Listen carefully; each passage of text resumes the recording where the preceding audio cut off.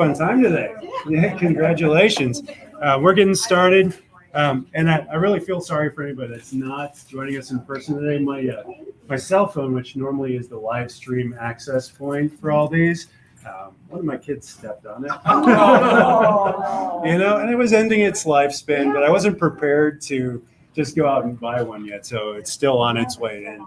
So the video is coming direct through this, and the audio is also coming direct through this. So if you go back because you missed something and you can't quite hear it, that's why. So I hope anybody that's joining us is able to get in there. I do see some new faces, so welcome. Welcome everyone that hasn't been to one of these before. If it's your first time, congratulations. Like, this is oftentimes it's just the first step in the journey towards health that's the most important, right? Right. The gym membership, maybe you bought that, maybe you bought it a year ago, and you haven't gotten the first step. The most important step is getting there the first time, isn't it? And so we're going to be talking about guts today and loving your guts a lot. And I've got a lot of stuff to share with you. We're going to go through some of the key risk factors and why you'd be concerned with keeping your gut healthy. We'll be talking about some of the ways that a standard American lifestyle is really putting you at risk for all sorts of chronic diseases through the lens of your gut, and how we've really just gotten this all wrong over the last 16 months. How everything we've done has pretty much either ignored or gone blatantly against all the science that we knew about how the guts and how the immune system worked up to this point. So I'm not here to make any political commentary. I don't stand by or behind or against anyone. I'm here for you. I'm here for your health. I'm here to be your advocate and your coach along the way, but I can't make you any healthier than you want to be yourself, can I? No. So I'm not here to convince you of anything. I'm just here to show you what's going on, tell you some stories of my health journey, some of the other patients that have gone down these pathways as well, and hopefully walk out of here equipped. Now, if this is your first class, just recognize that this might feel like drinking out of a fire hose at this point.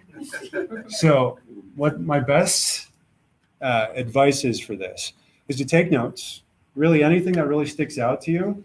And then at the end of this, circle 1 or 2 or maybe 3 things to work on. And this goes for everybody, all right? I've said this to a lot of you that have been here before, but 1 or 2 or maybe 3 things that you feel most stuck out that you need most to work on.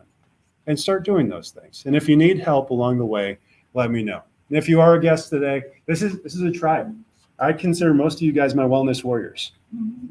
And if you want to join that tribe and be part of the people that I lean on to be my peer group, then come alongside of me. Because really, this is about way more than just me. My vision for this area is to transform our health, to really see this thing go big. And I'm not sure why this is doing this, probably because I'm trying to run video on it at the same time.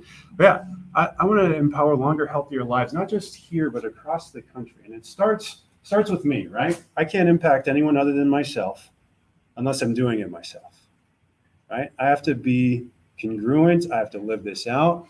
And then I'm trying to reach out to you guys and help you come alongside of me in this health journey. And hopefully you see your lives transformed in this. And in doing so, you also enable others to do the same thing. And as we do that, we start to impact a nation greater than, what we can just see around us. This is the max living nation.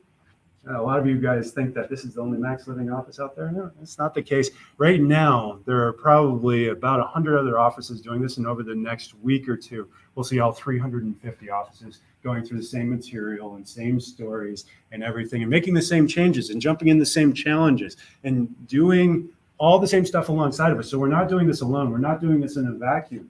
We get to do this together. And we need to do this together because why? Because of where we are today as a country. Is this country healthy or sick? Sick. We know that. 75% of people over the age of 40 are dealing with a chronic disease. 75%. That means if you look to your right and your front and your back, 3 of you are dealing with this. What does chronic disease mean? It means a disease that persists, that doesn't just go away over time, that's not healing. And what is health? Well, this is really what I'm burning on today.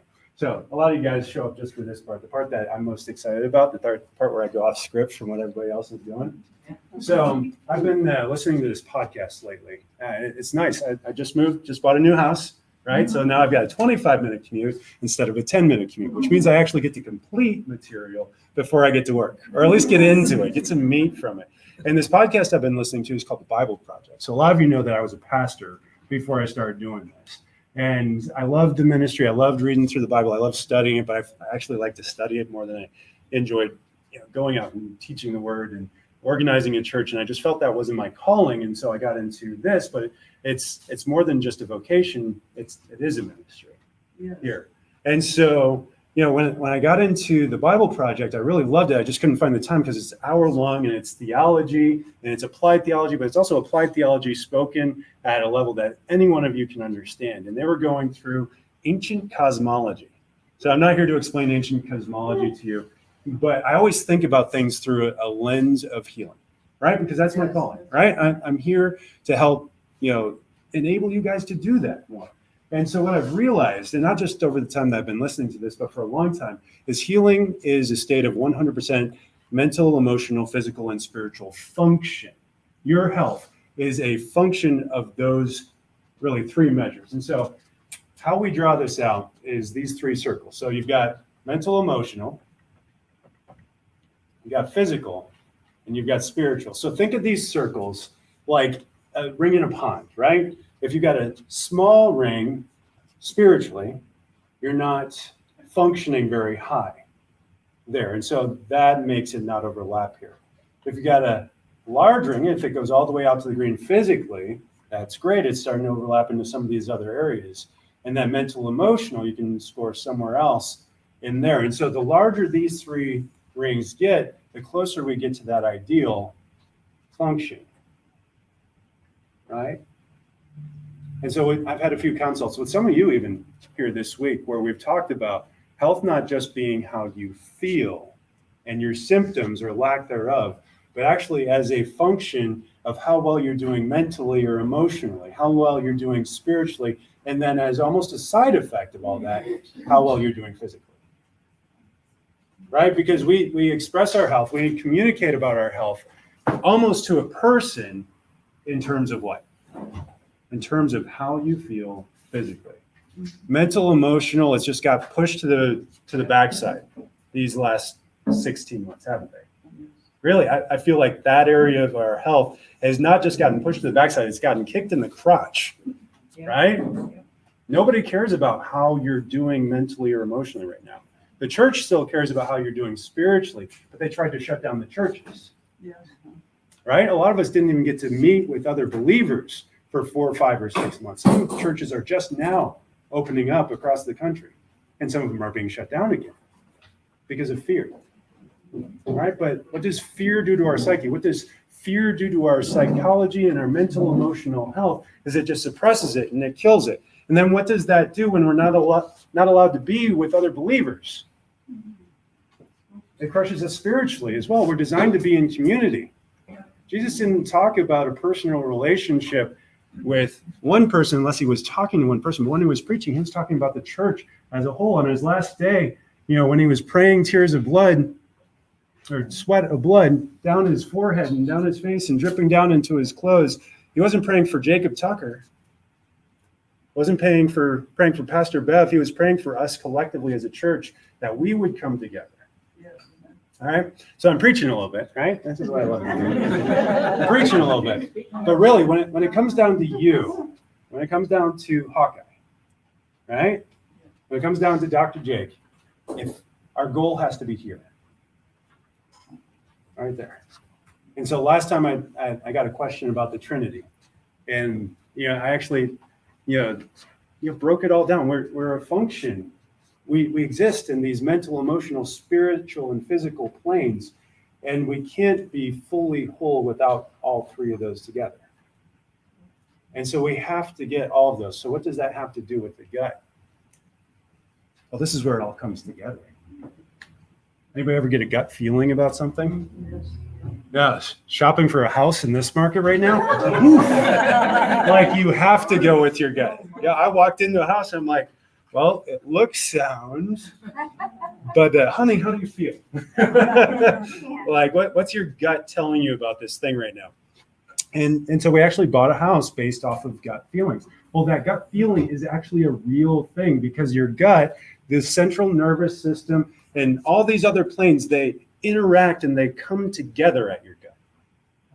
They really do. Your physical, your mental, emotional, and your spiritual all come together in the gut.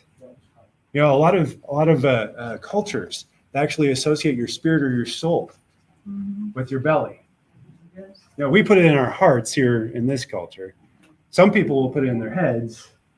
I believe it is firmly there in the gut. That's where it all comes together.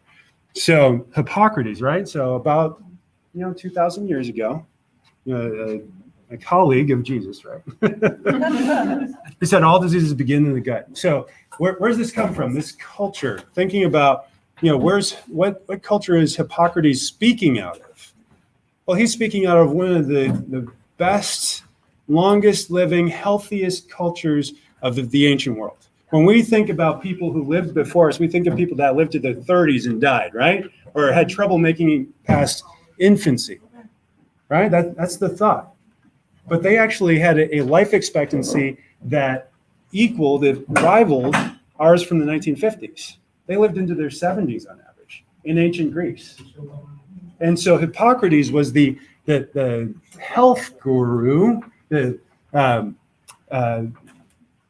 teammate of Aristotle and Socrates and all these other guys that we look to in philosophy.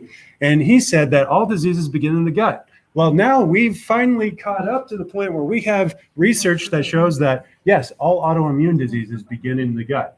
If your body's attacking itself at any level, it's because in part or in whole, because of how your gut's functioning. Brain disorders and cognitive decline begin in the gut. Cancer begins in the gut. Fatigue and joint pain begin in the gut. Mood disorders begin in the gut. Learning disabilities begin in the gut. Infertility and pregnancy complications begin in the gut. And allergies, asthma, and food sensitivities all begin in the gut. Oh, and guess what? What's the number one killer in the United States? And it doesn't rhyme with COVID or cancer. Heart disease. We covered this, a month ago, 2 months ago? Yes. Heart disease. Guess where it begins? In the gut. Because what's the root of all heart disease? Inflammation, and inflammation starts in the gut. So, yes, we have to address the gut. So what is the gut? Well, the gut's more than a tube, right? Well, let's look at this tube, right?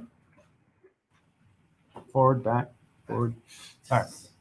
So it looks like a tube, right? It goes down, around, squiggle, squiggle, squiggle, squiggle, up and around and out. It looks like it, but then what are these other things? The liver, the pancreas, the gallbladder, salivary glands. They're all part of that gut. Their job is to help rebuild you. Or to put it another way, absorption of nutrients. Because here's the thing, you get a brand new you every 15 to 20 years. If you live the average life expectancy of 78 years, you'll replace yourself an average of 4 times, cellularly. Every cell, tissue, and organ in your body will replace itself at least 4 times. The slowest of those being bone and nerve tissue. And so what does that mean? It means that if you can address the health of those nutrients, the health of how you absorb and digest and assimilate those nutrients, the you 20 years from now can be a much healthier person, right? So, but it's also more than that too. It's also a microbiome. Who's heard that term before? Most people. And that's good. You asked that question 10 years ago, it'd be just the medical doctors. Maybe. Medical doctors hadn't even heard of it. It was actually the research scientists that were working on gut research. But what is the microbiome? What's it there for? So much. I think more than we even realize right now. And that's the thing, is the more we learn, the more we find out we don't know. Anybody else feel that about getting older or about being a parent? Or yeah, the more, when I was a teenager, I knew everything. Don't try to convince me of anything. I know best. I get into my 20s, I start realizing there's some more that I need to learn, but I pretty much got it all figured out. And then I get into my 30s and it's like, there's kids now and I've never really done this thing. And maybe my parents were right about some things and now I'm approaching 40. And it's like, oh, okay, now like the universe is expanding, and like I know so little. But I'll talk until I'm blue in the face about health, right? But yeah, I mean, the best in medical research right now estimates that they understand 30% of what's going on. 30%. That's like all of it put together. And so any one practitioner, chiropractor, naturopath, medical doctor, neurologist, how much more than that are they really going to understand? No, less, right? Because you have to get really narrow to understand some of these things at a deep level. And so we do have to come together as a community to learn some of this stuff. And so the more I learn, the more humbling it is. But the microbiome at its core, number one, is going to be responsible for your immune system. What is it? Well, it's mostly bacteria. It's viruses. It's things that we consider pathogenic according to our allopathic and pathogenesis culture, where a cell or a microbe is the disease causer. But if that were the case, then we should all be dead, because we are 10 to 100 times more pathogen than we are human. So we have to flip that mindset on its head, right? If that's true, if bacteria and viruses and microbes create sickness in our bodies, and we are 10 to 100 times more of those things than we are human, we would all be dead at its most basic root. So what does it do? Well, it interacts with your gut, with the immune system, and with your body to keep you healthy. It is actually more you than you. You know, the DNA that makes you up actually changes so frequently that you're hardly resembling the same person you were at birth. You're constantly changing yourself based off of your environment. And so this environment where we shut ourselves out and we, sanitize everything, and we go out and we hardly breathe anything except the CO2 that's been recycled by our own lungs. Is that creating a healthy person or a sick person? Yeah. The leading theory on what viruses were for in 2019 was that it was actually a communication pathway from animals and plants and humans to one another to help prepare each other for the changes going on in our environment. And then 2020 happens, and now it's killing us again, right? That's what viruses do. They kill us. It goes from a helper to a killer. But how many more times viruses are we than bacteria? We'll add another 10 onto that number I just gave you. We're 36 trillion human cells. We're 360 to 3.6. What's the next number after trillion? Quadrillion? Quadrillion? And then just add another zero on top of that for viruses. So just wrap your heads around that for a second and then untangle yourself. Because we are fearfully and wonderfully made. It's not this intelligence right there that needs to understand it. What does your gut do without you thinking about it? What do you do without you thinking about it? Everything. Your heart beats, your lungs breathe, a cut on your leg heals, cancer falls, arteries cleanse themselves if you do the right things.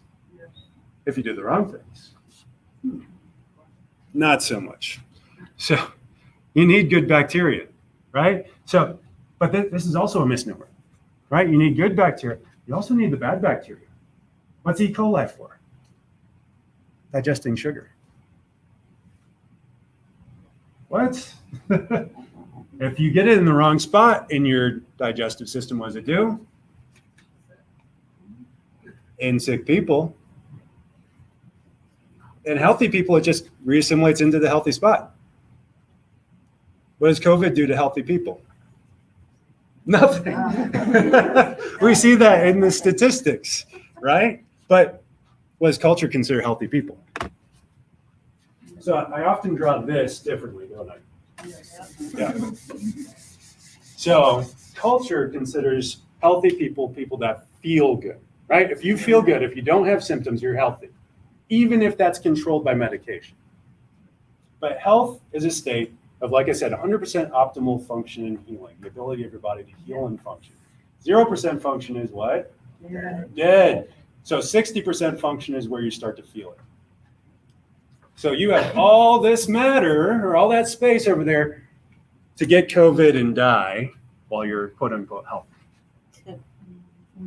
We need to redefine how we look at the world. These are medical definitions. These are not Dr. Jake's chiropractic, pastoral, Christian background definitions. This is me taking what God's given me and saying, no, redefine this, because we're dying in here, and it's not until we get to that triangle, right, that we're actually truly healthy. And so quit defining terms of health based off of whether you got a symptom from a virus or not. Because we might not have enough good bacteria. And how do you know that? There's not a measure for that. There's not a blood test for that. We can tell if there's a bacteria or a virus in our body sometimes, and that's arguable. But we can't necessarily tell we're healthy based off of the presence or absence of that bacteria. We need good bacteria. We need bad bacteria. If we don't have E. coli in there, guess what happens when you eat fruit? It doesn't digest, and you just poop out whole apples. Picture that. That's not a good thing.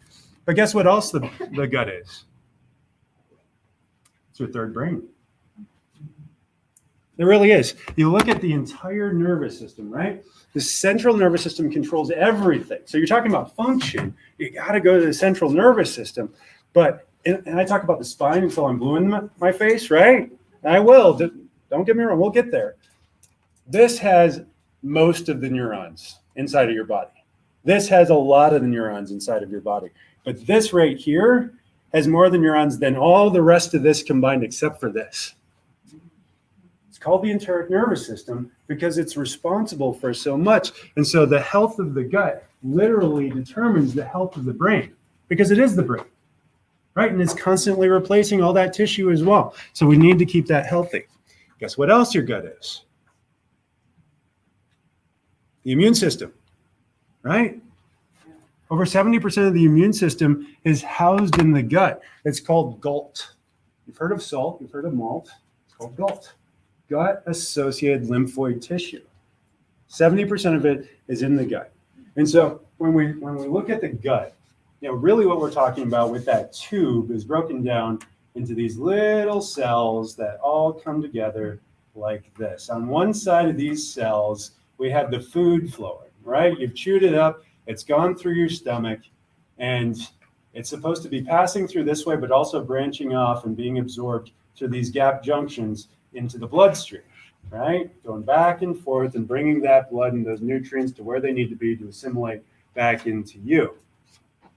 So inside of here are these little pockets of cells called GALT, gut-associated lymphoid tissue.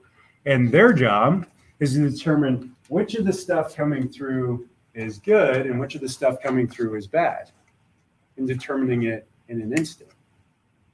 And it does so through all the B cells and the T cells and the lymphocytes and the leukophages and the macrophages and all these very specific things that all have very specific jobs. Some of them are designed specifically to fight cancer. Some of them are designed specifically to deal with allergens and sensitivities. And some of them are designed to do other things as well. But they're all doing that inside your gut, right? You've got some on this side, you've got some on this side, and it's going through. And what's your job in all of this? That looks good. And hopefully it makes that sound, right? You bite into it, it doesn't make that sound, probably not doing much for you. So we got to keep the gut healthy for our immune system. But then what interferes with the function and health of the gut? Well, something called dysbiosis. It literally means malfunction, dysfunction. Your gut's not digesting and processing food well. Dysbiosis is disruption. People with dysbiosis, and this is diagnosable, you can be diagnosed with gut dysbiosis, have an increased risk of colorectal cancer. We don't want that. It's a pretty deadly one. You don't want that diagnosed. Gut dysbiosis is linked to hypertension. Anybody deal with stress? Yeah. High blood pressure, we've talked about people with high blood pressure. We hit that ad nauseum over a month ago.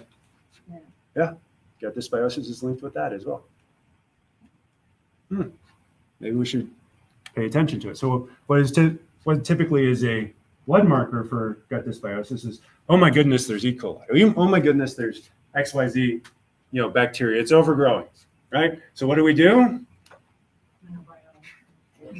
bomb the city. We gotta kill it all.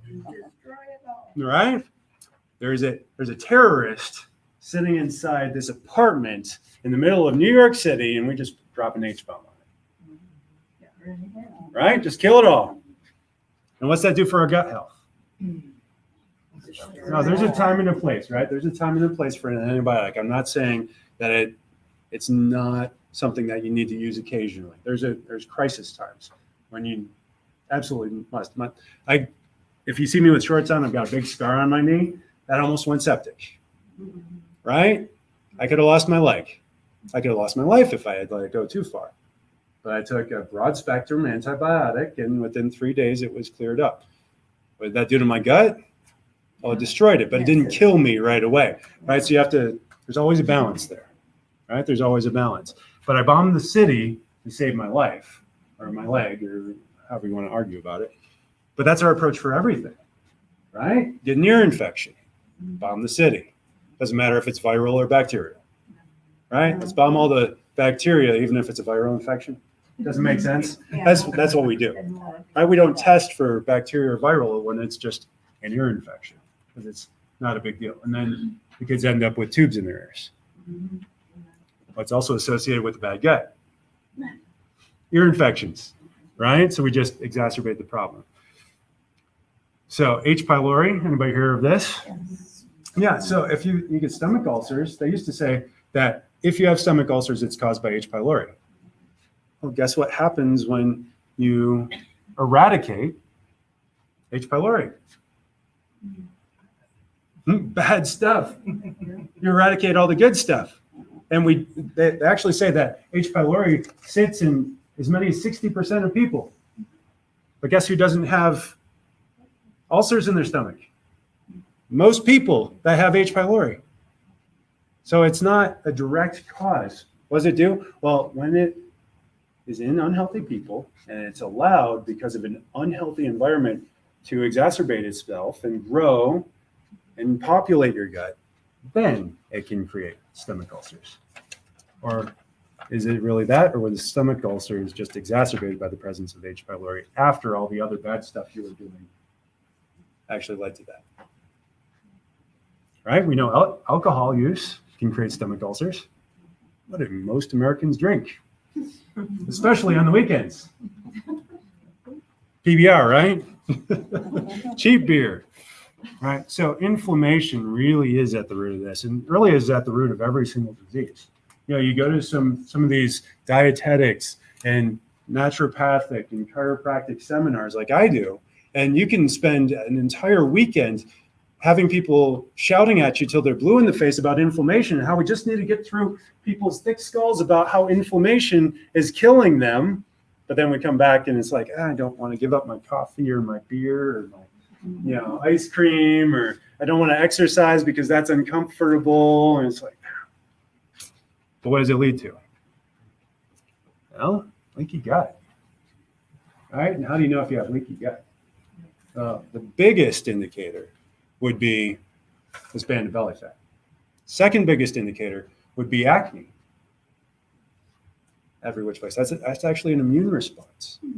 Gassiness, maybe not even coming out the bottom end or the top end, but in the digestion process, if your stomach makes a lot of noise, that's a sign of dysbiosis and leaky gut. A little bit is normal. Sometimes we get a little bit of bad stuff in and we balance it out with the good stuff, and it doesn't create all this. But if this is a constant chronic thing, then odds are you're developing leaky gut. What are some other symptoms of that? Migraine. Yeah. Well, here's some of the common ones here. So I know not everybody has a great angle on this. So I'm just going to read through it. Upset stomach, unintentional weight changes, sleep problems, fatigue, food sensitivities, bloating, skin problems, digestive issues. Who knows somebody that's dealing with some of those? Good grief, all of them. Yeah, because why? It goes back to the gut, right? And we're doing things that lead not just to leaky gut, right? Because you can live with leaky gut and you can survive leaky gut and it won't necessarily kill you, but then you keep doing the things that cause leaky gut, namely inflammation, and it will lead to disease. Right? If you catch it at leaky gut and you do just enough to stop it, it may not cause disease. A lot of people live with it for a long time without it ever turning into ulcerative colitis or Crohn's or colon cancer or colorectal cancer or anything else that could kill you very quickly or slowly and painfully. But the more action we take, the more we can get out of this, the higher we can get that function, the closer we can get back to that, right?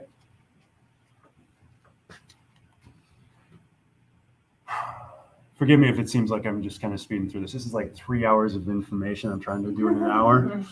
So, anybody hear of SIBO? Small intestinal bacterial overgrowth. Yeah, not a good thing. A lot of people get this, they'll get watery stools, audible abdominal sounds, flatulence, milk intolerance, normal negative GI workups, with this, poor response to symptomatic therapies. Most people that have irritable bowel syndrome also have SIBO. It's just a bacteria, good or bad. I don't even like to call them bad, right? Just out of order, out of line. He's a good kid, he just gets out of line sometimes, right? Right? I've got one of those, right? And it starts with a she, but yeah. No, it's small intestinal bacterial overgrowth. It's a good kid gone bad, right? Not past reform, but it's going too far. But is it possible to heal? I've always said, if you lifestyle your way into something, you can lifestyle your way out. Right? Right? Now, some of the healing might have to take place in our second body. Right? When Christ comes back and we get that new body, then we are fully restored. But if you got breath in your lungs, you've got the ability to heal better than what you do right now. Not to say that you won't die at some point. I can't save you from death. There's only one that can do that. But is it possible to heal? Yes. Is it possible to function better? Yes. We may not get to that triangle, that triune, but we will. And so the real definition of health is 100% optimal function in the ability of your body to heal. But where do you find yourself on this spectrum? A lot of people go based off of how they feel. And so they get to about here, get in that comfort zone, that false sense of wellness, and you often stop because you're feeling good, you have a good or decent lifestyle, but you're inconsistent. Health is a priority, and you're developing a health philosophy, but then something comes in and you just, kind of ignore it for a while. And then what happens? The function goes down, right? We're talking about function here, it goes down. Then you start not feeling great. And then if your health philosophy is not strong, what do you turn to? Something that helps to treat the symptoms. I don't think any of us want to treat symptoms. We know that that's kind of dumb, right? Just chase the symptom all day. How many times do I see knee pain associated with the low back? Fix the low back and the knee pain goes away. It's like, whoa. I had a testimony from a patient who, we're going to get into sugar quite a bit here. And we were adjusting her spine for her foot. And it was getting better, slowly. But then she cut out sugar. And nearly instantaneously, within 3 days, the foot stopped hurting completely. Now, most people will be like, hallelujah, I'm healed. Let's have some ice cream. Give me a beer.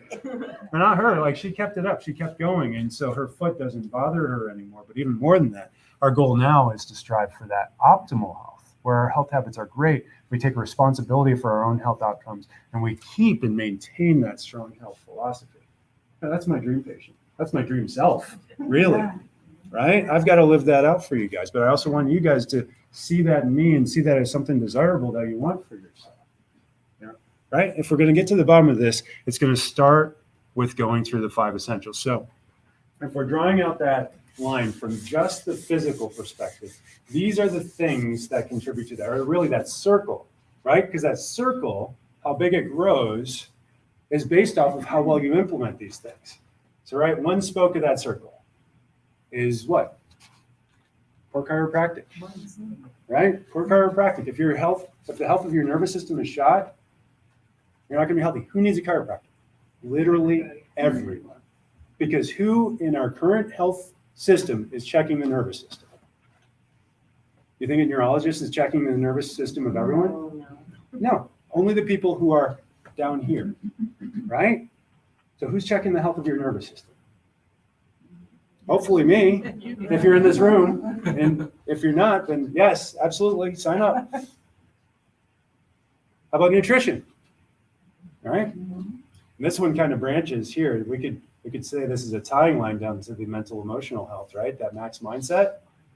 It impacts the physical, right? Your stress levels absolutely impact the physical, but it ties directly over from the physical, right, to the mental emotional, not even say the spiritual. Why am I starting my day with scripture? Because I need my mindset in the right place and I need my spirit in the right place so I can get myself physically prepared to serve you guys. It all ties together. I just can't draw a line that goes three directions without drawing a triangle, right? So then we got fitness, right? Some of you, this is your favorite one. Some of you, this is your least favorite one. What else do we have? Toxicity, right? Did I get all 5 lines? It's not a great evenly divided one, but yeah. We go all the way up to 10 on each of these. We want each of these at 100%. Where's your weak spot? We're going to get into this. How do you heal? There's 3 steps. This is a writer downer. 3 steps to healing. Anything. And I want you to view your health and your symptoms through these lenses. If you have a problem, right? A symptom tells you there's a problem. If your arm hurts because you fell on it, should it hurt? Yes. Why does it hurt? Because you fell on it. What happens if you keep moving it? It should hurt. Because it's doing more damage if you damage tissues, right? If you broke your arm, you shouldn't move it, right? So it hurts to move it. That's the right response. If you block that pain, what are you going to do? You're going to move it. So is an aspirin a good thing or a bad thing? Well, according to the FDA, it's actually a bad thing. The FDA says nobody should be taking aspirin. You can keep taking aspirin if your cardiologist, who's also monitored your heart attack, says you should take it to keep your blood thin so you don't have another heart attack. But guess what it causes? Strokes. Yeah. All right? So is an ibuprofen a good thing? Oh, what's it do to your liver? What does it do to your kidneys? Yeah, well, it's toxic to them, and so they have to filter it out constantly. You know, I can't remember the name of one, so good thing I'm not calling out a drug company, but hypertension medication. Is that a good thing? No. Is there a time and a place for all these things? Yeah, there is. But if we look through this lens and instead of just popping the pill, we go identify the cause, right? What is the cause of the hypertension? What is the cause of the gut dysbiosis? What is the cause of my back pain? And then we address the interference. If it's broken, what do I need to do? Maybe get it set and then put it in a cast. And guess what happens? The cast heals it for me. Miracle, right? No, not the cast. Who heals it? You heal it. You heal it. Your innate intelligence heals it. All on its own. And if it doesn't heal it, guess what? There's another interference that we have to deal with. What is it probably? Well, it's probably inflammation. It's probably a disruption in your gut. It's probably a dysfunction in your immune system that's keeping it from getting there. So we don't stop and go back to the drug or just jump right into the surgery unless we have to, right? Time and place. We identify the cause again. We go down the rabbit hole because I don't want an arm that's only partially healed or has to have metal screws that keeps me from having a jump shot or a volleyball spike or being able to throw the Frisbee with my grandkids if I can help it, right? Now, if I needed to be there for my grandkids, I'm going to do that surgery. You see the difference? Mm-hmm. But we're so quick in our culture. If my lips don't look right, what am I going to go get? Some Botox. If my butt doesn't look right, I'm going to go get Botox or surgery, right? I'm going to fix the thing that I don't like as quickly as possible because it's inconvenient for me to not do the right thing. Or sometimes just be happy with what God gave me. Yeah, there you go. Right? It's this mindset. Then we address the interference. My arm's broken. The interference is that maybe it's crooked and bent off at the wrong angle.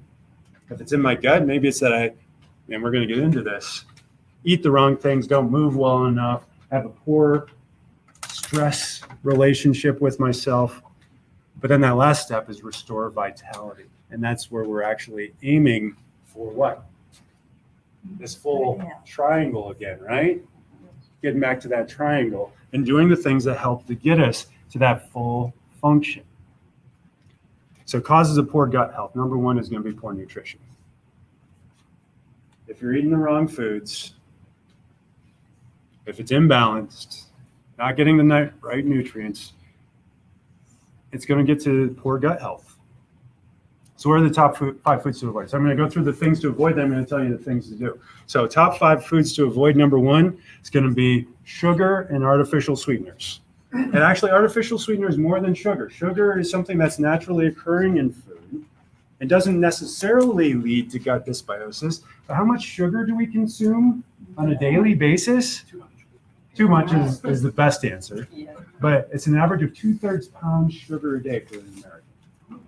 That's between high fructose corn syrup and glucose. That's too much. How much can your body handle in a 24-hour period? About 25 grams. So I don't know the metric English conversion there, but it's way too much. Way too much discrepancy there. Yeah, 6 teaspoons. Too much. So what do artificial sweeteners do? Well, they actually alter glucose tolerance by affecting and actually killing the bacteria in your gut.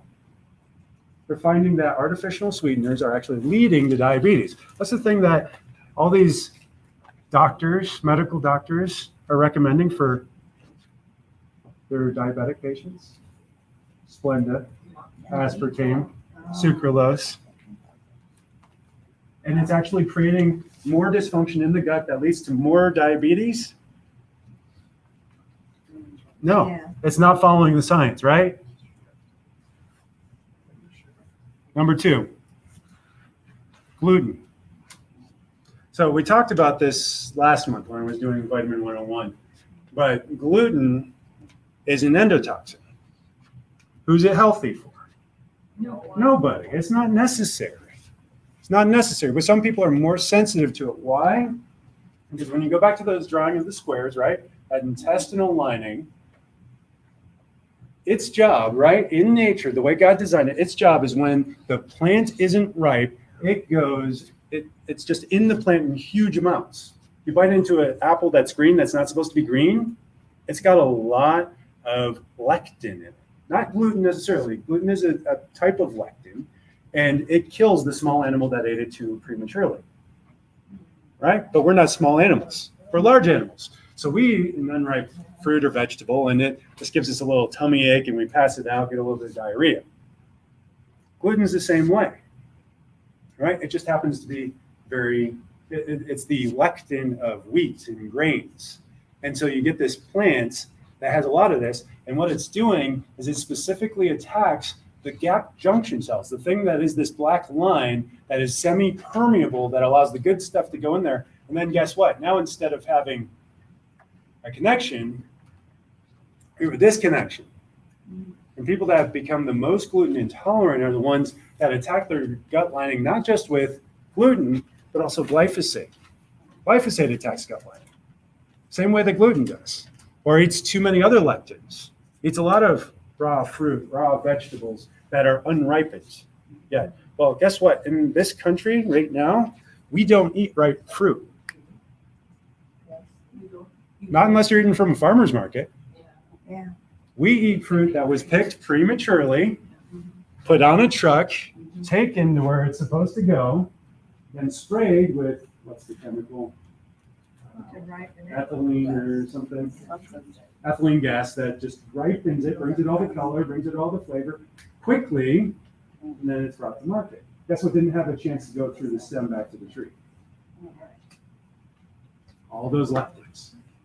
Guess what we do to grains to get them to ripen quickly? We fly a plane over top of them and release a whole bunch of, it used to be glyphosate and Roundup, but chemicals to get it to ripen faster. It's actually the plant dying. It pops the grain so that we can harvest it quicker. So, yeah, eating conventional foods, even the healthy stuff, can actually make you sick. Yikes. So just give me some breakfast cereal, right? Organic. Yeah, the organic stuff, right? Does organic mean that it doesn't have pesticides? No. I'm going to ask that you write down your question and hold it to the end because I got literally 3 hours of material, and I'm trying to crank through this. So write it down, and I'll get to you, okay? I don't know how to, what you said, Father, gluten, I didn't catch that word.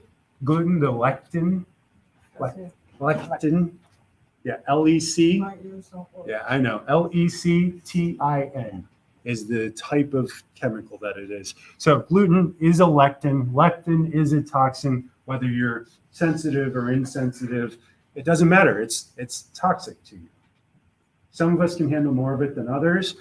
The cool thing is that the bread that Jesus ate and that he talked about, the bread of life, well, it wasn't manna. It wasn't what he was eating. But the bread that he was actually eating was made from something called inkhorn wheat. It has less gluten in it than the grain that we eat now. I can't remember the type of grain that we eat now, but it has way too much gluten in it and pesticides and chemicals. Next, go. Conventional meats. So what is this? Salmon. If you get farm-raised salmon, which if it's caught fresh in Nebraska, it's going to be farm-raised. Probably some big pond out in the field. What's it eating? Grains, seeds, corn, things that wouldn't you find in the ocean, right? Yeah, they got wheat fields down underneath there. No. And so you look at something like omega-3 fatty acid ratios in a farm-raised salmon versus a wild-caught salmon. Who knows that they need omega-3s, right? Wild salmon is beautiful. Almost a perfect food. People that live next to the ocean, that catch and eat a lot of fish, they're some of the longest living cultures in the world. In Nebraska, that's not us. Even if we're eating the farm-raised salmon, because those omega-3s are off, we're getting more pesticides in there. You get those rings of fat through there. Guess what that's got buildup of? All the toxins from the things that it ate. Guess who gets that stored in their own fat cells? You, me, everybody else that eats it. It's not discriminating. It doesn't care whether you're black, red, white, yellow, pink, blue, purple. It's going to get you, right? And if it doesn't get you, if something else gets you faster, guess what it gets into? Your genetic code. If you have kids, they get it worse because now they're not just eating it, they're also getting it from their genetic code. It's in their cells before they're even born. Guess why cancer in pediatrics is so much higher than it used to be? Number 2 leading cause of death in anybody under the age of 10, other than accidental deaths. It's ridiculous because of the buildup of toxins, because of all this disruption and dysfunction in the gut. Chicken. How do we raise our chickens? Yeah. What are fowls supposed to be eating? Bugs. Other animals. You know, most birds eat other animals. They're picking up mice and rats and squirrels, and they're eating them. What do we feed our chickens? Corn. Right? It's hard to get away from corn. It really is, especially in Nebraska. How about our cows? What do they eat? What did God create them to eat? Grass. What do they eat in Nebraska? Corn. Right? What do they want to eat? If you give them grass and give them corn, they'll actually prefer corn. But it's like giving a 2-year-old a choice of broccoli or candy. Where are they going to pick? One that tastes good in their mouth. Right? So we got to give them the better option. And so grass-fed beef, there's cultures that live off of grass-fed beef alone, and they don't have heart disease, cancer, diabetes. There are cultures that live off of seafood, and same story. There are cultures that eat chicken all the time. I don't actually know what this is. I'm sorry. Looks like a placenta. I'm not sure. No, it's something. It's a meat of some kind. Yeah, very fatty. And is fat bad for you? No, your brain is mostly fat. Yeah, that gulps. A lot of fat in there. But what do we eat? So many bad fats. So many bad fats. So here's the thing that I learned. And actually, I had to take this home, and I was talking to Pam today because we had a conversation about coffee. And if you've been to any number of classes, you know I love coffee, right? Anybody not know that other than our first timers, right? I love coffee. I drink like 10 glasses a day, like literally like glasses, not cups, glasses. And I realized after studying fats a little bit longer that your standard fat, just kind of average across the board, is stable up to about 118 degrees Fahrenheit before it starts to break down and get denatured. 118 degrees Fahrenheit. And so I'm thinking about my coffee and about how close to 200 degrees that is. And then I'm not just putting it in there and drinking it all really fast because I don't want to burn all the taste buds off of my tongue. I let it sit in my Yeti. And a Yeti will keep that at or near 200 degrees Fahrenheit for how long? Forever. And how long am I sipping that coffee? Because it's over there and I'm adjusting in here and then I'm back there and then I'm in here and then I'm over there and then I'm back to my coffee and then I'm in here. I'm sipping it all day. And I was beginning to realize maybe some of this sensitivity to dairy and sensitivity to gluten that I've been experiencing over the last year isn't just that I'm undisciplined with those things, because I'm not perfect. Anybody here perfect? No. Okay, good. I'm glad I'm not the only one. But yeah, it's actually because I'm letting that creamer sit in my coffee for way too long and the fat's in there to get denatured. And it's not that I'm not picking an unhealthy creamer, right? I've got an organic creamer. I've got a plant-based creamer that's not soy, that doesn't mess with my hormones. I'm usually using oat milk, or I'm using coconut milk, or I'm using almond milk. Guess which one's the most stable of those three? The coconut milk, right? Because you can cook with coconut oil at a higher temperature than the rest of them. But even coconut, the longer you keep it in there, the more it denatures. Same thing in your pan or your oven. The longer it cooks and the higher the temperature, the worse it's going to be for you. So I think it's not a coffee problem. It's just that I need to drink smaller portions, right? And maybe not quite so much, right? All right. So we have to watch out for those damaged or altered fats. What's worse for you than long-term Yeti coffee? Well, how about something that was deep fried in something that's 400, 500, 600 degrees? That was already denatured, like a canola oil or a vegetable oil, or God forbid, a cottonseed oil. Is cotton a food item? No. Is it regulated as a food item? No. So what's it going to have more of? Pesticides, because they're not regulated for food. So avoid movie theater popcorn. Alcohol. Man, I'm going to be nobody's favorite person today. Talked about coffee, talked about alcohol. What haven't I covered?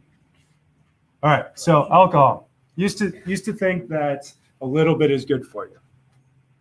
But even two teaspoons kills brain cells.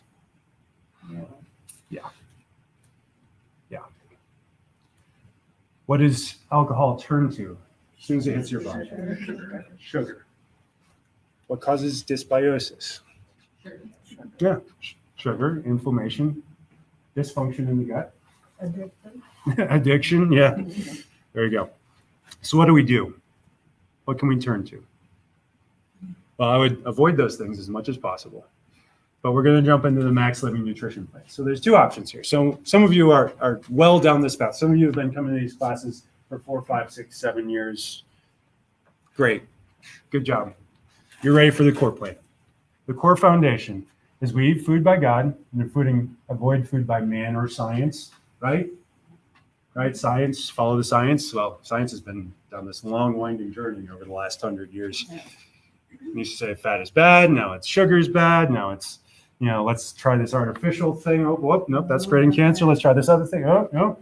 Let's try these medications. Nope, all those are off the market. Let's try that. If you want to be healthy, don't follow the science. Follow the science that follows creation. Like, what did God design us for? What environment did he design us in? What did he design for us to eat? How did he design for us to eat it? How about let's try that? Oh, and then the science that says that's a good thing, let's listen to that. Science that says that that's a bad thing, maybe we should look a little more critically at. The science that says, no, actually, we can create something that's better than that. Do you think they have a full understanding of what's going on in here?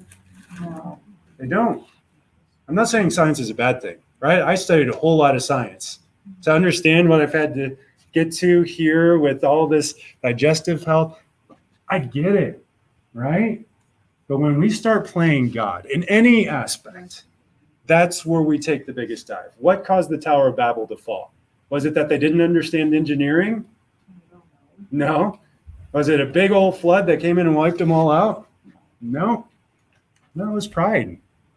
It's pride. People thinking they could be like God. And you see that all across history. It doesn't even have to be from the Bible. Pride cometh before a fall. That's not just biblical. You find that in every culture. We have to have humility with this thing. Eat food by God, avoid food by science. Skip the sugar and the alternatives. Count toxicants, not calories. Toxicants, not just toxins, things that your body turns into toxins as well. What does your body turn into a toxin? Sugar, alcohol, gluten, right? So go down that list. Look out for those things. So the core plan is essentially food by God, not by man. But what do you have to look out for? Because we're coming from this cultural perspective where we're eating certain things in a certain way. We like our spaghetti, right? We like our pizza. We like our hamburgers, and we like our brown vegetables, but not our reds and greens and purples and pinks and blues. Yeah, what are brown vegetables? Potatoes. Anything deep fried? Yeah, I know. So things to focus on here is we want to increase the number of healthy fats that we're getting. Fat's been vilified so much, it's hard to find. If you're looking for low fat, you're not going to get enough healthy fat. There's not a way to address these things up. So we have to look to add those fats in. Some of us have to start off with a tablespoon of coconut oil every day just for our brain health, because we've been deprived of healthy fats for so long that we need that good fat. If you can do dairy, which many of us can't, because after the age of 3, we lose that digestive enzyme, can no longer process lactose. 90% of the world cannot process lactose.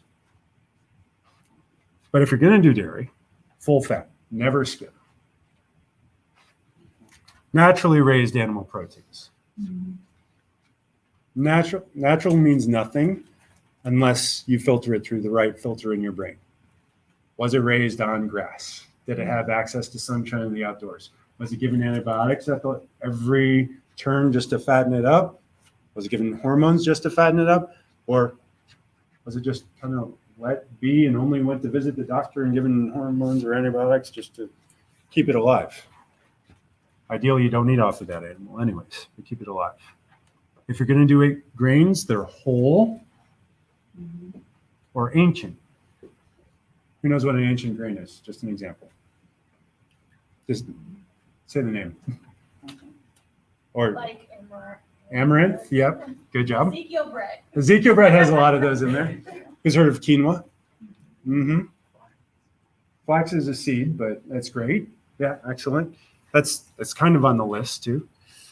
Variety of fruits and vegetables. There's not a lot on that picture. Next picture, there's a lot of fruits and vegetables. Variety though, not just cucumbers and not just tomatoes. Again, neither of which are a vegetable, unfortunately. Yeah, fruits that we've come to view as vegetables because we don't eat any of them. Right? They should be green and leafy or cruciferous and lots of different kinds. And then plant-based carbohydrates. If you're going to get carbs, make sure it's plant-based, right? And not just sugar because it came from sugar cane or beet sugar. All right. So top 5 things that you need to add in. So, right, we talked about the top 5 things to avoid. Now, what are we adding in? The things that we need to focus on. Let's say number 1 is protein, right? You can supplement with protein.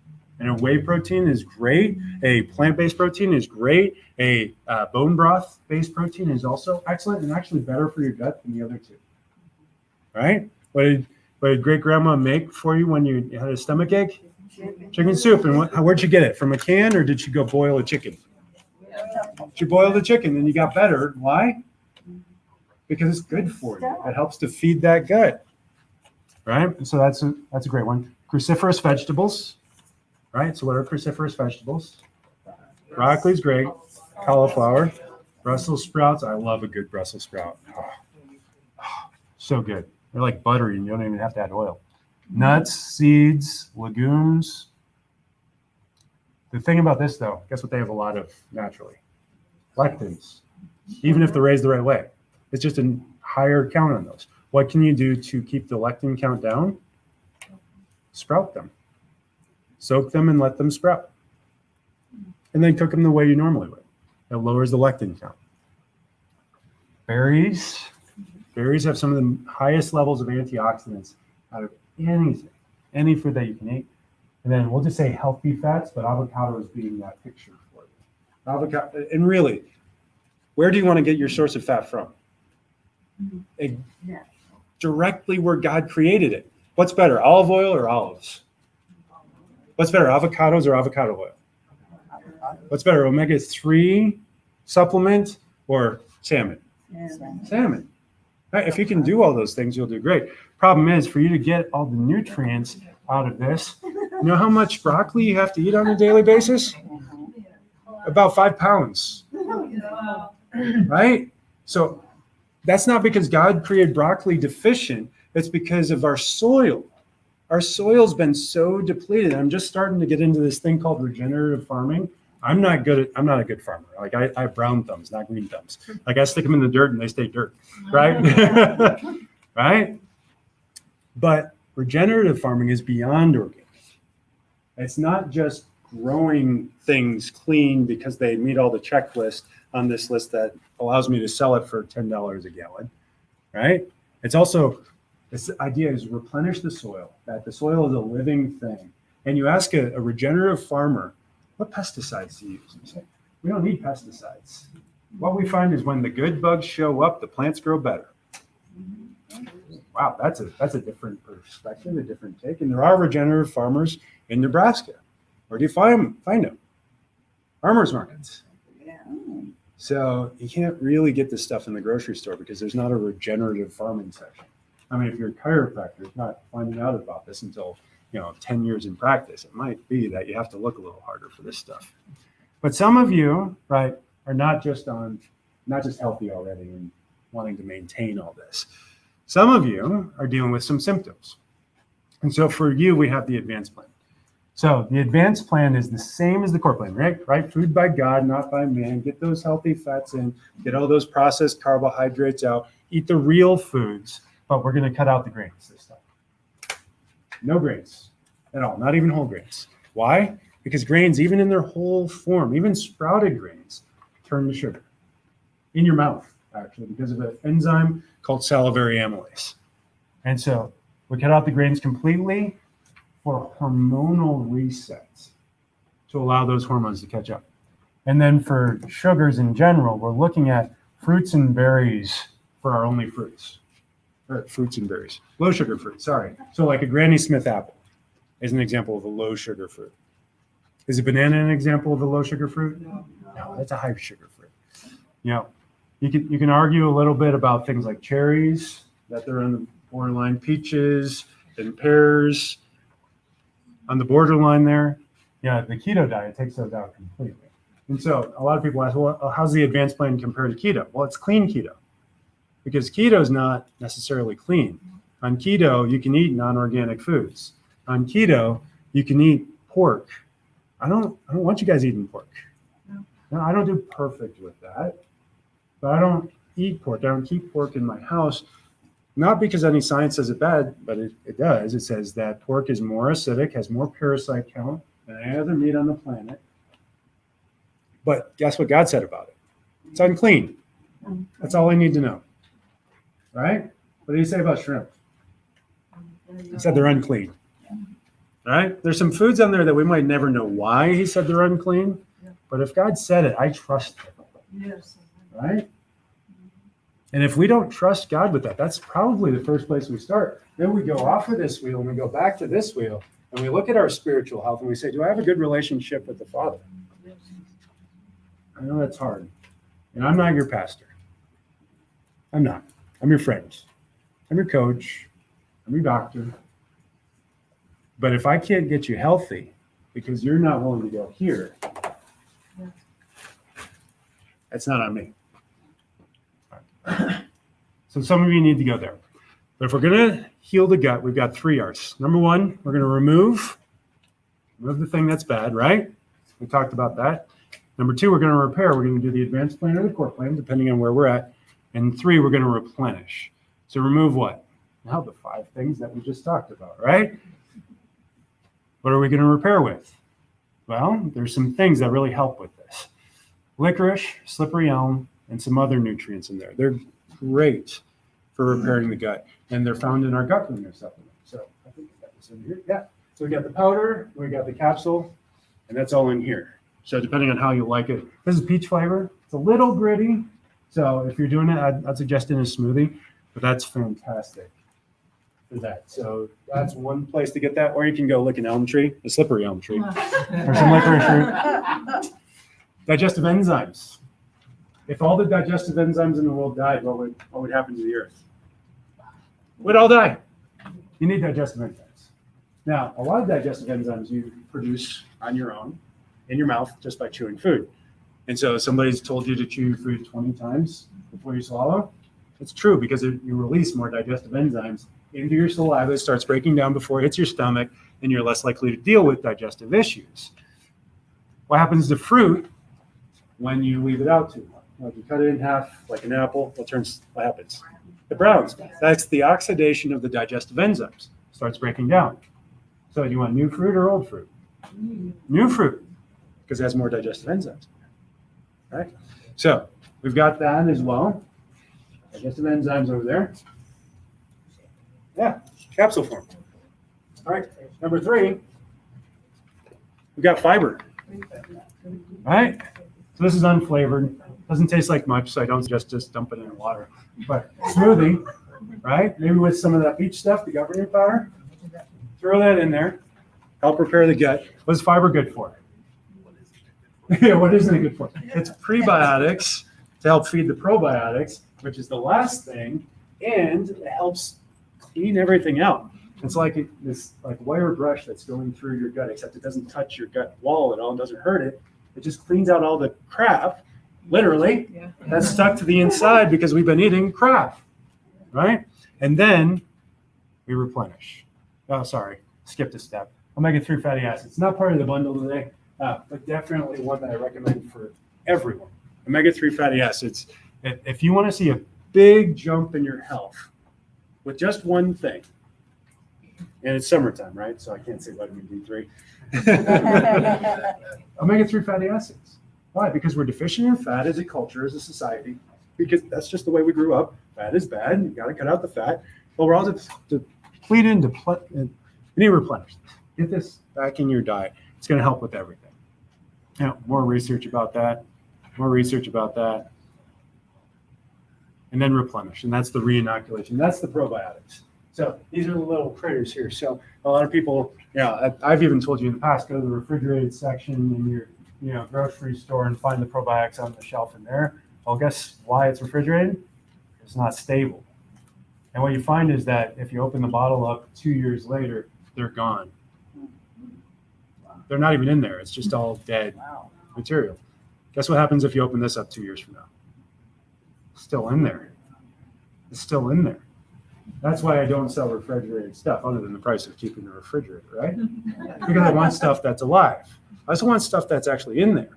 When you look at the stuff that you buy 2 for $1 at whatever grocery store, most of the time it's not in there. Less than 90% of the time that has what it says it has on the label, especially if you're getting it short dated, on sale, because it's dying over time. You need the real stuff. You need the live stuff. So we make sure to pick out the best stuff when we're getting these supplements for you. Yeah, reversing diabetes with probiotic application.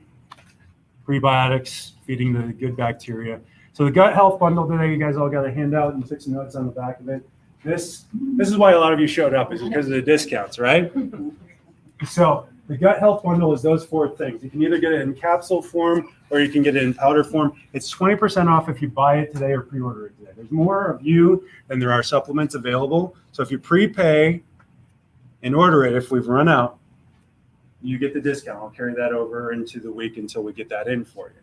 But if you don't pick it up and pay for it today, or if you don't pay for it today, then it goes back to normal price. Everything on the shelves is 15% off because it's a makeover, because it's a workshop. That's just what I do. You guys are my best patients. You guys show up over and over. I don't need to gouge you on prices to make a profit. This is not what this is about. This is about you being healthy and well. If you're a wellness warrior, if you're part of that club, you get that discount on top of it. And make sure to get your hole punch today, right? So you get that discount. Yeah, hole punch. Yeah, where'd your card go? And then 2 guys, some of you've been taking this Daily Essentials bundle for a while, and you haven't been getting the most out of it because your gut's not healthy.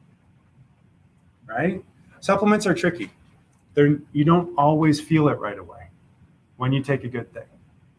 It's that investment long term that helps rebuild and restore and help create a new you. But if you take vitamin D3 and you're deficient in vitamin D3, which most of us are, unless you're working outside, John, sometimes, you know, it's hard to get enough vitamin D3. And you should feel it when you take a supplement for vitamin D3, but a lot of us aren't getting it because it's not being absorbed because of gut issues. And so, yes, I want everybody to be on the daily essentials, but some of us need to feel our guts. And so we're going to be doing a challenge today, starting tomorrow, actually. And this is really cool. So we've been partnered with Designs for Health for a long time. A lot of our supplements are made with Designs for Health. I just found out that they have these really cool plans. So there's an elimination diet. So I talked a little bit about food sensitivities when I touched on gluten. There's so many things that we could be sensitive to. And so if you're here tonight, I'm going to sign you up for this. You don't have to do anything. You just showed up, right? So you get emails. You're going to get this full document emailed to you. It's going to have all about what we're doing on this diet. It's going to have all the foods that we want to eat, all the foods that we want to eliminate, the plan for taking it out, the plan for reintroducing it. It's got a shopping list in here for weeks 1 and 3. Week 2 has a different shopping list. It's got meal plan all printed out for you. And then guess what it's got at the back of this? It's actually got the recipes. So all you have to do is what? Check it out. Just do it, right?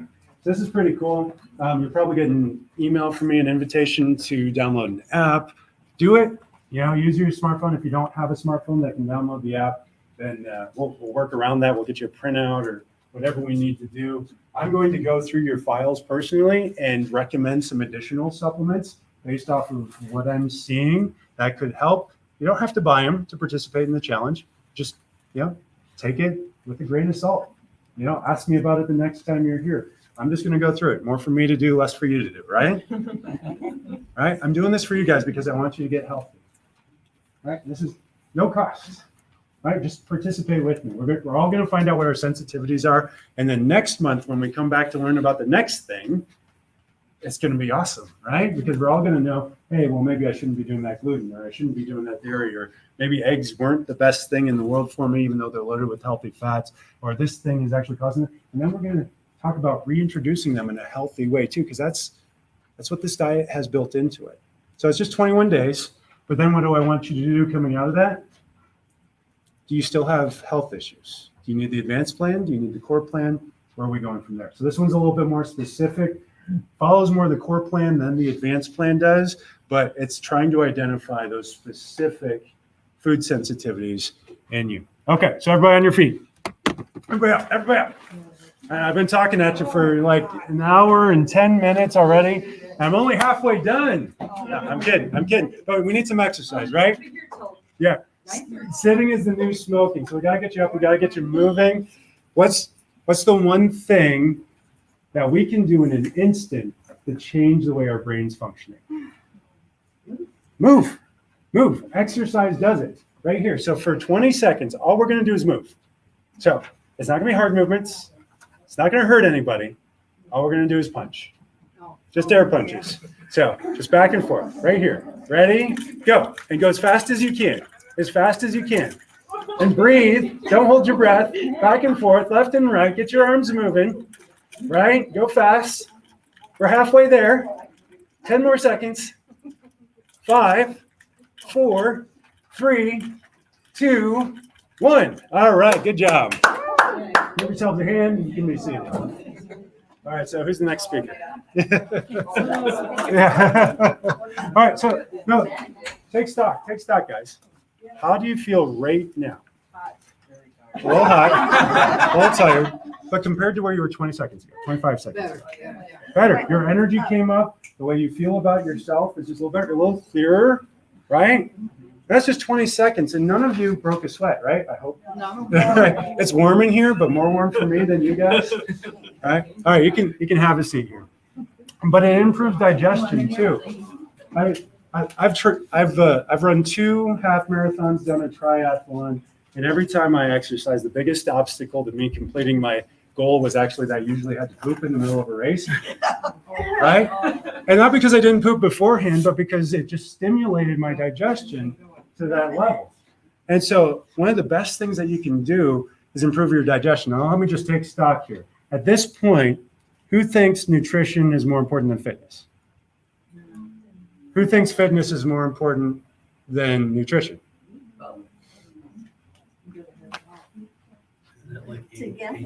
So it's this. The one you're not doing. literally, right? It's the one you're not doing. So people have taught me that when you're trying to lose weight, it's 70% nutrition, right? And 30% fitness. Well, it's the one you're not doing. Because if all you do is diet, your metabolism is down here, right? You're eating 500 calories a day. Oh, wow. Yeah. Your metabolism is going to stay down here because it doesn't need to be up here, right? But if you eat 1,700 calories a day and you're burning 2,500, your metabolism is going to come up here because it needs to come up to that 1,700 calories, and you're going to be working on the calorie deficit, right? And your body will start to shrink a little bit. So that's just a quick tip on weight loss. This isn't about weight loss. Your body's going to assume a healthy weight when you treat it the right way, when you give it the right nutrients, when you move it the right way. One of the biggest things that I see is that, oh, I don't have time. I don't know where to start. I don't feel like it. Gyms are too expensive. It's too difficult. Was that hard or just had you do? No. And what do I tell people when they say, I don't like to exercise? Well, take a walk. Do you like it outside? Yeah. All right. And sometimes, right? And not if it's winding and snowing and raining. But let's say if you walk like this, is your heart going to get healthier? Pretty relaxed. No, my heart's not going to get healthier this way. It's not. It's going to function better than if I just do this. All right? But if I do this way, all right, just 20 seconds, and then catch my breath. In 20 seconds, catch my breath. Yeah, a little bit, right? I'm blowing people's papers off their chairs. If you can do anything that way, right? It doesn't have to be walking. It doesn't have to be biking. It doesn't have to be air punches. Pick your movement. Diversify it a little bit. Enjoy it. Play beach volleyball. Play basketball. Go kick a soccer ball around with the kids. Like ride your bike. But build some of this in there so that there's periods where you have to stop talking. Catch your breath, because that's where you're going to strengthen your heart, where you're going to strengthen your lungs, and you're going to get better digestion out of this too. Max T3, a lot of you got that blue book. That blue book, it had a little bookmark in it. Hey, that's your lifetime membership to Max T3. It's an online program. You can do that any time of day. Nobody has to be with you, or they can be with you. You can fill up a room like this and do it like we have in the past, right, Jan? Yeah. And we do it. And that's a great way to get that fitness in so that we can take that bar and we can bring it out to the edge. How many days a week should you exercise? All of them. All of them, to some degree. Now, if you're going to do this, I would say 6. No more than 6. Why? Because it makes you move at such a high level that you're going to have so much lactic acid buildup that it actually ends up creating more stress. If you're going to train for a marathon, how many days should you work out? No more than 6. Because you're putting so much cortisol in your body. Once you hit that 30-minute mark, that actually creates more stress on your heart and your lungs that you need to have a day to rest and recover. Did God know what he was talking about when he said we should have a Sabbath? Yeah, but he didn't mean for us to be lazy on the 7th day. No, should we still walk over and help our neighbor? Right? Right? No, we're not supposed to be lazy on that 7th day. But we are supposed to take that time to rest and recover and do something else other than what we do during the week. Right? I'm not supposed to adjust on Sunday. Should take that break. Unless my wife asked me to really, really nicely. But Max T3 improves digestion as well. Toxins, toxicants. All right, so the big ones that you guys have to look out for. when you're reading food labels, these aren't necessarily in there. Glyphosate, what's that the active ingredient in? Roundup. Roundup. What's Roundup used on? Yeah, pretty much everything. Name a surprise product that you'll find it in a lot of that says it's gluten-free. Cheerios. Cheerios. Wow. So it's gluten-free Cheerios is full of glyphosate. They tell you to feed it to your children. Yeah. Oh, no. Yep. Give it to the babies. Load them up with glyphosate. Yep. BPA. Who's heard of that? Yeah. It's not the only BP that probably causes cancer. Probably definitely causes cancer. Yeah. Just science knows that BPA causes cancer as an estrogen disruptor, endocrine mimicker. Yeah. Heavy metals. Are you supposed to eat lead or drink lead? Or how about mercury? Highly toxic. Where do we find mercury? In your dental. Where else do we find mercury? In your flu shot. Yeah. You think that's doing good things for your immune system when you got mercury running around through there? No. Where do we find BPA?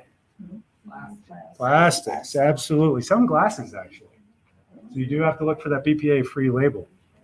Yep. So how do we detox to improve our gut health? Well, we have to understand how the liver works because the liver is not the largest organ of detoxification, but probably the most important. It's kind of like the detoxification brain, other than the brain still telling you what to do. So you have to look at this. It requires cytochrome P450, which requires glutathione, which your body makes, but requires several essential amino acids in order to make. So I'm going to skip through that because that's all the crazy science. But basically, what it comes down to is that every time you take in a molecule of a toxicant or a toxin, it requires a molecule of glutathione in order to flush it out appropriately, which depletes you of those essential amino acids, which means that you have to get those essential amino acids from your diet. And so think about this. So you're at work and the person next to you is spraying down everything every 15 minutes because they're afraid that they're going to catch corona. And the cleaning crew comes through every hour and they're spraying everything down with bleach and wiping it down. Then you go to the grocery store and they're wiping down this with this toxic solvent, sanitizer. Every time you go to the store, you're sticking your hands under this. And even if it didn't touch the microbiome, which it does, destroys your microbiome, it's also got those chemicals in there that require the glutathione. And now what are you running short of? Glutathione, those essential amino acids. And so what happens is you start feeling that. You start getting a migraine headache. You start getting sore, achy joints. You know, the stress starts getting to you a little bit easier. Maybe the start of a chronic illness. What went up in the, 2008, 2009, the housing crisis, economy crashed, we call it the Great Recession at the time. Cancer rates went through the roof. We saw a huge spike in cancer rates in the years following. Has 2020 been better or worse? It's been great. It's really been wonderful. No, it's actually been harder. And so when we talk about toxins and how it affects all of that, we have to make sure that we're getting enough glutathione. We really do. Where do we get glutathione? In sulfur-containing vegetables. That's a great one. Cabbage, sauerkraut. I mean, those are all great ones. But like onions and garlic are the big two, really. And they cook so well synergistically together. Cook. You don't have to eat them raw. It's great. So the gut-brain connection. So this really does. It starts, in the brain too. B.J. Palmer, the founder of, or the developer of chiropractic, he said the largest subluxation that we all have to deal with is the one between our ears. The way that we think, right? And so we have to understand that it's not the stressor, right? It's not the stressor. Somebody's gone through what you're going through.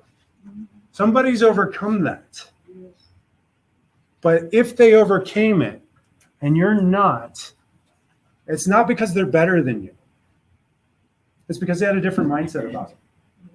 You can look at life as it's happening to you or it's happening for you. Right? In this world, you will have trouble, but fear not, for I have overcome the world. There's going to be trouble. There's going to be stress. You're going to go through things, and it's not going to be the end of the world. It might feel awful, and you might need some time to grieve. We've all lost loved ones this last year. And I hate it when people use that as an excuse for me to get the vaccine, even though I've been vaccinated. I lost a loved one. You need to get the shot. So-and-so died. You need to get the shot.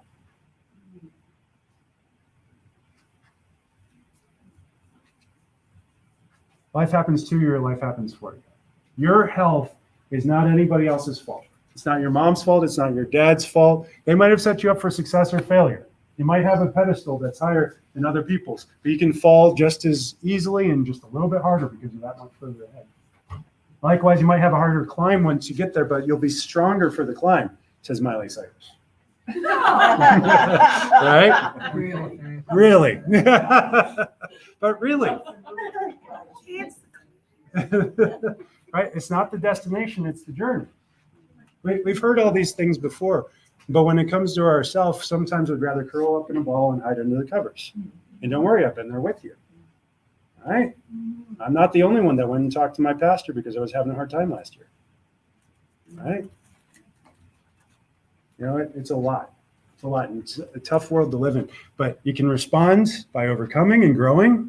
What did I do? I invested in my mental health. I invested in going to camps that improved who I thought about myself as a person and not seeing myself as a failure, not comparing myself to the success of others, but actually seeing where I have opportunities for growth and opportunities for development and opportunities to set myself up to succeed in the future. So what do we need to do with our stress? Control what you can. What can you control? You control what you put in your body, yes? Yes or yes? Yes. Right? Don't give up on what you can't, but know what you can. Know what you can. Sanity, serenity prayer. Carve out you time. You need some you time. Some of you need to be around people like this. Some of you need to go hide away. Some of you need some private time. I'm actually a little bit of an introvert, believe it or not. After something like this, I really just need to go home and play a video game. Just not think about health, not think about you guys. Just hide out. It is. It's a little funny.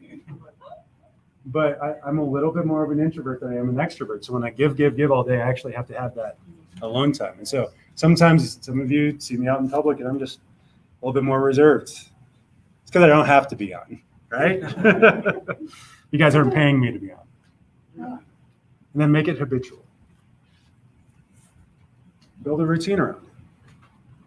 Make it healthy. Remember, health is a state of 100% optimal function and the ability of your body to heal across mental, emotional, physical, and spiritual components. A triangle, right? Hit that triangle. Hit that triangle. But don't ignore your nervous system. Right? If you ignore your spine, if you're not taking care of it, what's it going to do? Same thing your teeth will if you ignore them. It's going to be overcome by the stresses of its environment. You're going to continue sitting all day or standing all day. It doesn't matter. One or both, it's going to put stress. That's what's constant in your life. Gravity. It's going to wear you out. That's how many bad backs I deal with on a daily basis with you guys. Right? And you guys are the ones that are actively investing in taking care of your health. Guess how many perfect spines I've ever seen? Ever. Including my own. Right? And I've been investing in this for 10 years. The goal is perfection, but the realistic expectation is just, right? Miley Cyrus, the climb. No. It is. It's an uphill battle. There's always going to be excuses. There's going to be things that come in. But if you want 100% function, mental, emotional, physical, and spiritual, this is the connector, right? It meets in the gut. But this is what connects everything. When God breathed life into you, spiritual, mental, emotional, physical, he formed the brain first. That innate intelligence rested there and grew with your body. The central nervous system branched out, created every organ, cell, and tissue, including your gut, based off of what was created in the brain. and then form fingers and toes and eyes and ears and mouth and nose, and continues to regenerate, populate because of what's happening in your central nervous system.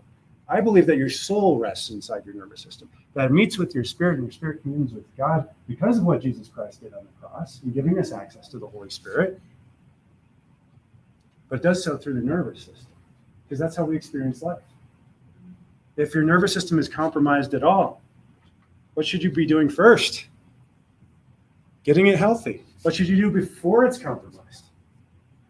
Investing in prevention, right? And so that's where chiropractic comes in. Structure affects function. What do we have surrounding and protecting our nervous system? The spine. The spine surrounds and protects every single part of that nervous system. The brain is surrounded and protected by the skull. That's the top bone in the spine. And then the spinal column and each individual vertebrae here is surrounded to protect your brain stem, your spinal cord, and each of these nerve roots. When it's in its normal position, straight up and down from the front with 345-degree curves from the side, guess what can't happen? Pressure, damage, irritation. So what should be the goal? Have a healthy spine so that you can have 100% function in the system that controls all function. That's the intersector and communicator across all three of those components. So we want that.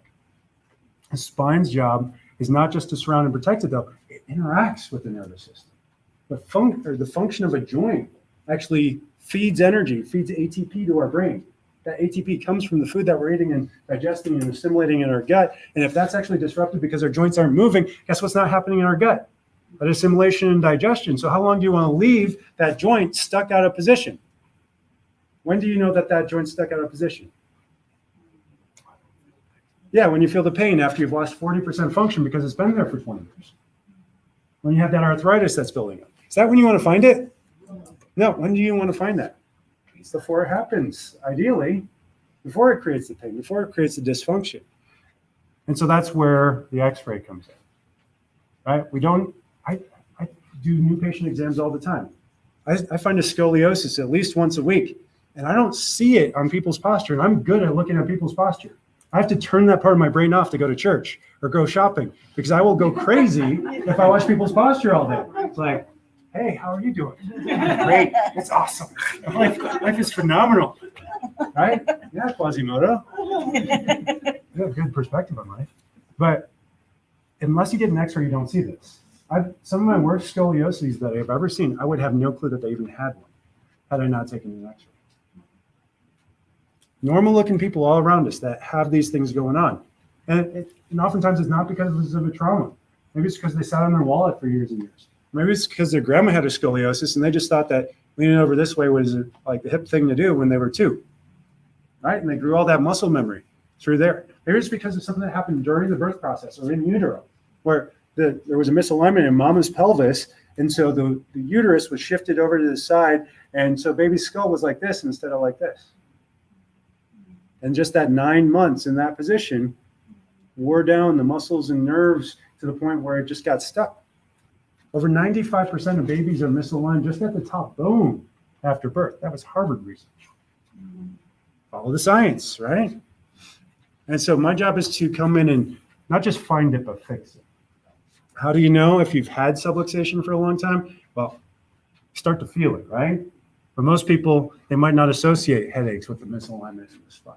If you have a misalignment in the top bone in the neck, and you've got headaches, let's address that first before you start taking that aspirin and ibuprofen and Tylenol to mask the symptoms. If you got menstrual problems, let's check out this section of your spine down here that controls the function of your uterus and your reproductive organs.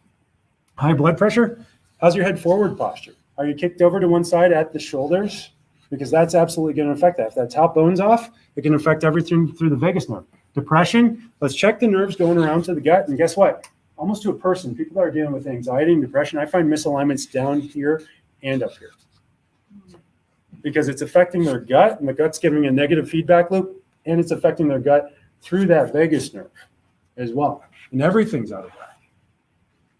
We go down the list, and we can follow this all the way through. But if you know where those nerves exit out, you know where the segments are, and then you take an x-ray to see, it's just unbelievable, the correlation between these. Actually, Dr. Henry Windsor, a medical doctor, was trying to disprove chiropractic back in the 1900s, like 1919. And he did an autopsy on hundreds of dead people. They all had the cause of death kidney disease and liver failure and stomach issues and infections. And he traced the nerve root back to the spine, and to a person, he found every single one of those people had the spinal alignment at that segment. One person did not. It was up a segment. And he explained it because the sympathetic chain runs up and down the spine along the spinal cord and oftentimes jumps a segment before you hit the control center. It's incredible what we can do with chiropractic. And we've seen some miracles here, haven't we? You guys, some of you have your stars on the wall. And we haven't even started down that path to nutrition yet. We haven't even started down that path to toxicity. But as we add this stuff in, as you get better with each and each of these things, you're going to do great. So hopefully you guys took notes. You circled your 1 or your 2 or your 3 things, and you haven't felt like you're drinking out of a fire hydrant, right? So start with those things. Those are the first things that you need to do. If one of those things on the list was the gut health bundle, because you know you've got dysbiosis, you know you've taken way too many antibiotics, you've eaten sugar, just about every day of your life, you did artificial sweeteners because the doctor said that that's what was safe and what was healthy, didn't realize how it was affecting your microbiome. Start there. Allison and I will help you check out with those. If you have questions, I'll hang out here for a minute and help answer any of those questions about, do you need the whole thing? Do you need just 1 or 2? The whole bundle is 20% off. Each individual piece is 15% off. And only if we have them in stock. You can pre-order them for the 20% discount as well. But some of you are like, no, I'm good. I just don't get enough nutrients. And so this is where the daily essentials come in. Over 90% of people are deficient or in one or multiple of those vitamins. Those are the most common ones. We put it together. It's $30 off buying them individually, and then 15% off because you're here tonight. So every month we do one of these things. Who needed to be here for this one? Who knows somebody that needed to be here for this that wasn't? Like everybody, right? Everybody should be raising their hand. Everybody think of somebody that should be here next time. And what we're going to do is at the beginning of August, we're going to do a dinner. Right? Who's been to a dinner? Yeah. Where I feed you food. Okay, who needs to go to a dinner?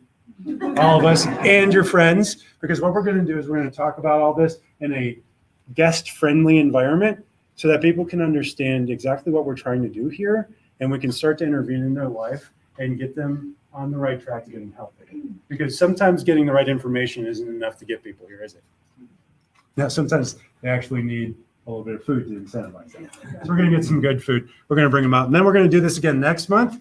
And guess what? I haven't picked the topic yet. So it's either going to be Nutrition 101 or it's going to be a more advanced topic as we start to get closer and closer to October. We're going to start focusing on cancer again, cancer in the immune system, and how to prevent cancer. That's my main goal. Because once you get cancer, it's too late. It really is. If you've had cancer long enough that they've detected it, it's too late. You're going to fight it for the rest of your life.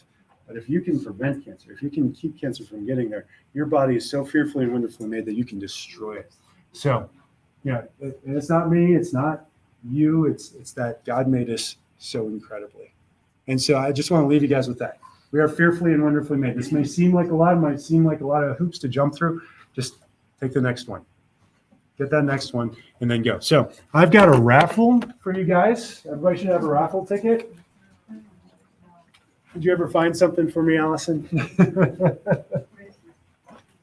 You got a box? There we go. All right, so we've got some yummy supplements.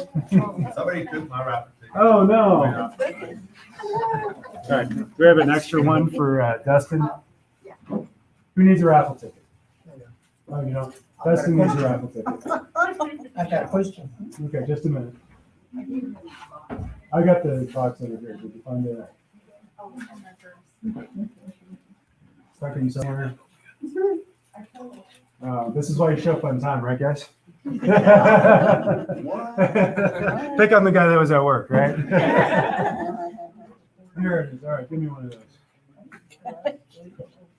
Yeah, if he wins right away, everybody's going to hate you. Damn that. All right, mix it all up, and I won't even draw. We'll have Teresa draw. Start it on win. Yeah, I got my own. All right, so we've got 9989, 567. Ooh, you missed by 2. All right, so I'll give you the choice, John. You get either prostate health or max screens. I missed by 2. Prostate health or max screens. 69. Well, I don't need one of those. So you're getting greens in? What? You getting greens in? Sure. All right. There you go. All right. Who's ready for another one? We'll let Chris draw this one.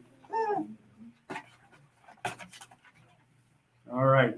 9989 557. 557. No? Yeah, I guess I got it. Oh, you did get it. All right. You So- can cross St. Hill. Yeah, no, so you can have urinary tract health or max greens. Oh, goodness. What was it again? Urinary? Or max greens. Urinary. All right, urinary tract health. Yep. All right, so we got two more. All right, we'll let Kyle draw one. All right, 9989 571. Blame the You guy. can have the prostate. Hey, how much is it? Yep, all these are worth at least $25 and a lifetime of pain.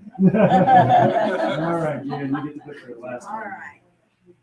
How's that one? 9989 565. Oh. All right, so you get a max screens. All right, and everybody make sure. Yeah, there you go. Everybody make sure to say hi to Vicky. Vicky is our Designs for Health rep. She's the reason why we get to do this elimination diet. She reached out to me and happened to walk in right as I had a canceled appointment, so worked out perfectly. So, Oh, good. all right. Any questions before I close it out in prayer? I do. All right, yes, sir. I lost my mind. Well, let me tell you where to find it. Okay, not that much.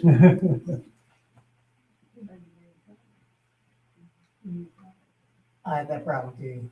Lose my memory. Yeah, it's got issue. Oh, I was talking about the sugar. Yes. I'm a diabetic person, Mhm. and there's a few time I crash, like especially in the morning. I really expect that my blood will be done to like maybe like 60 or 55. I start to get a little fuzzy a little bit, start to wobble. Yeah. So the only way I can get back to normal almost is Yeah, sugar. Glucose. sugar. Yeah, glucose. You Yeah. talk about sugar. Sugar says Yeah, not good, huh? absolutely. Yeah, so it's awful for you, right? Yeah. But so is diabetes. So there's a time and a place. Right? So I'm not here to say, bad key, you're awful, and you're eating too much sugar, you're eating bad food.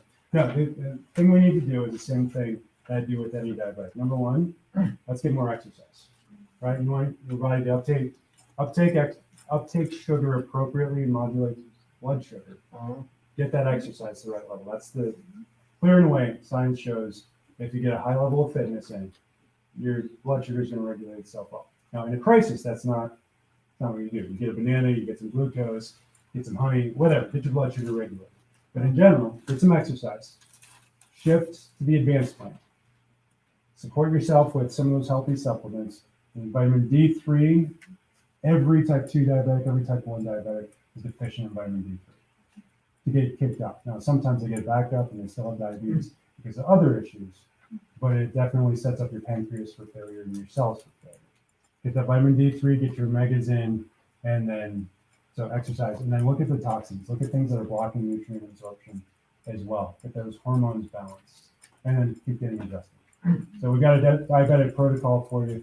I think we can get you on an even more advanced diet, right? I saw a couple in there. I didn't have a chance to dive into. Yeah, absolutely. It's a great question. If everybody's got a really personal question, it's like just like keys, and you don't feel comfortable sharing with the group, write it down, email it to me, text it to me. We'll address it in a specific consult. But if you're comfortable with the group, I'm sure everybody just learned something about diabetes and sugar. Yeah. Anybody else? One thing I want to do is if there's anyone here who knows how to pray, I'd like to sign them up. Yeah. We've got 42 people who have signed up for prayer for him and for the ministry that God has for him. He's got a ministry. And it's to help the whole issue of Christ, of health.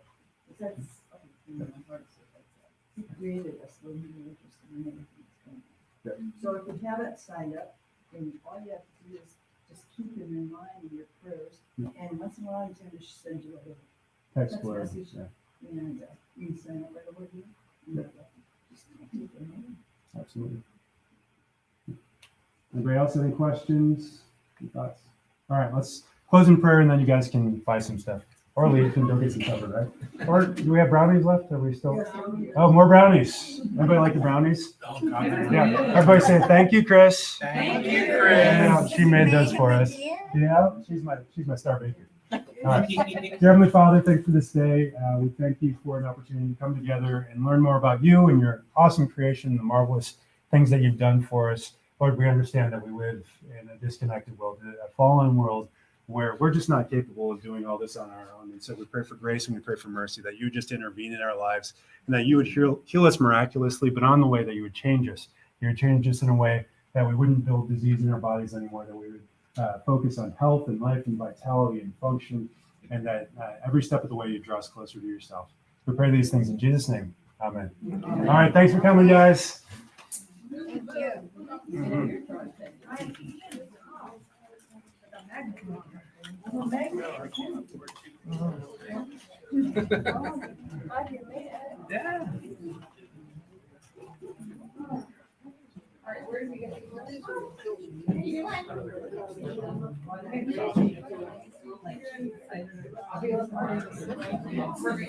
Hey.